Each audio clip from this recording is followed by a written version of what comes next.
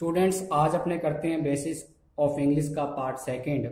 इसमें हम सीखेंगे, जैसे कि आपको पता है कि सबसे पहले हमने लेटर्स के बारे में पढ़ा, वर्ड के बारे में पढ़ा, सेंटेंस के बारे में पढ़ा। अब कुछ और बेसिक है, जैसे helping verb.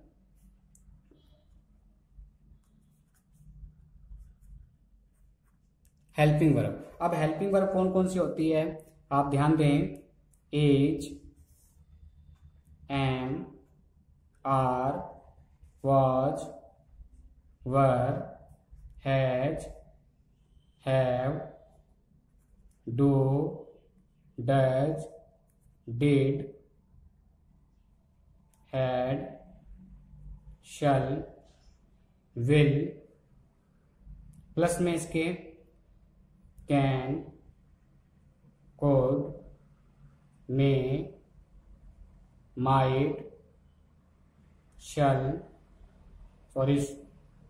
should, would, used to, dare, need not। तो ये हमारी क्या हुई सारी हेल्पिंग वर्ब। अब इन हेल्पिंग वर्ब का यूज जो है, आपको एक बात ध्यान रखनी है कि जितनी भी आपकी हेल्पिंग वर्ब होती है, चाहे वो हेल्पिंग वर्ब हो चाहे वो मेन वर्ब, ये सब किसके अकॉर्डिंग आएगी? सब्जेक्ट के। एक सेंटेंस में ये किसके अकॉर्डिंग आती है? सब्जेक्ट के। चाहे वो कौन सी वर्ब हो आपकी हेल्पिंग वर्ब, चाहे वो कौन सी वर्ब हो आपकी मेन वर्ब।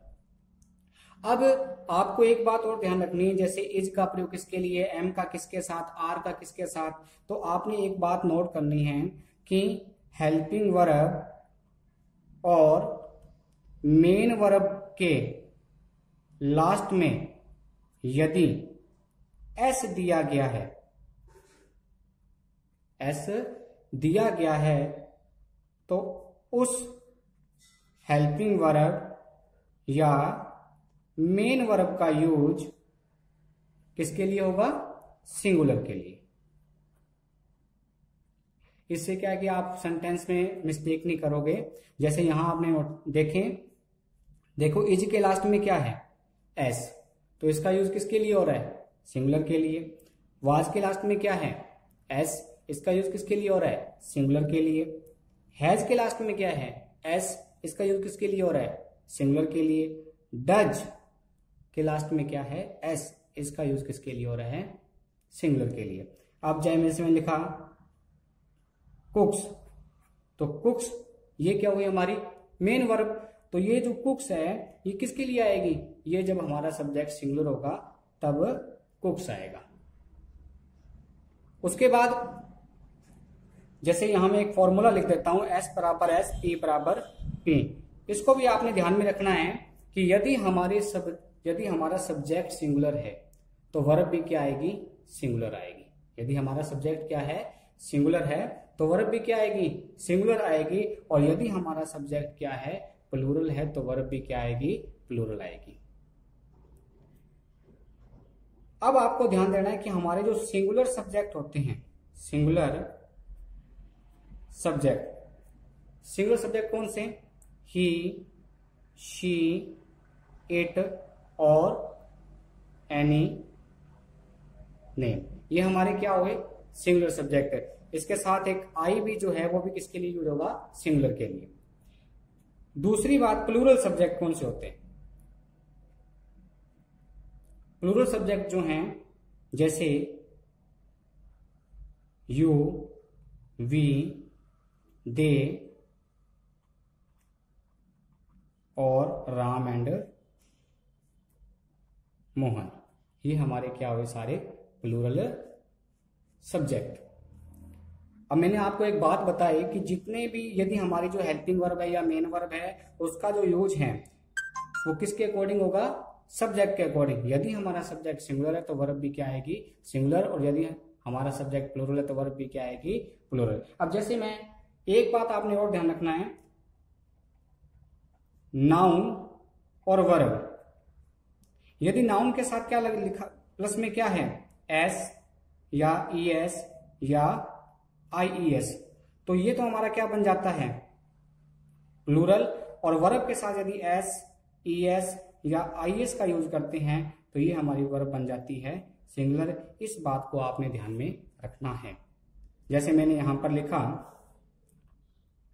गर्ल, गर्ल हमारा क्या है, सिंगुलर है, और यदि हम इसके लास्ट में एस लगा देंगे तो ये हमारा क्या बन जाएगा, प्लूरल। लेकिन मैंने यहां वर्ब लिखी कुक, और कुक के साथ मैंने क्या लगा दिया, एस लगा दिया, तो ये हमारा क्या बन गया, सिंगुलर। कहने का मीन्स ये हुआ कि यदि नाउन के साथ एस लगता है तो वो तो क्या बन जाएगा हमारा, प्लूरल, और वर्ब के साथ एस या ईएस लगता है तो वो हमारी वर्ब क्या हो जाएगी, सिंगुलर। जैसे मैंने यहां पर एक सेंटेंस लिखा, अब आपने जितना टॉपिक किया उसको समझते हैं विद एग्जाम्पल के साथ। मैं लिखा a dog dash is am are,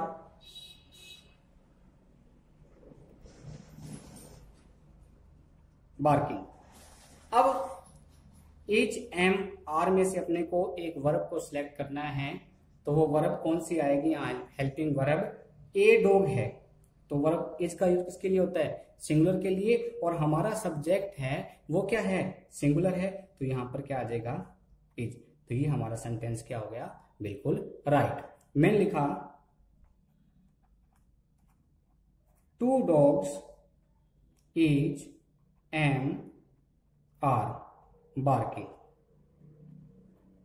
अब हमारी कौन सी हेल्पिंग वर्ब यूज होगी, तो यहां देखो टू डॉग्स लिखा हुआ है, तो इज का यूज तो सिंगुलर के लिए एम आई के साथ, और आर यहां पर आएगा हमारा प्लूरल के साथ, क्योंकि हमारा subject two dogs are barking.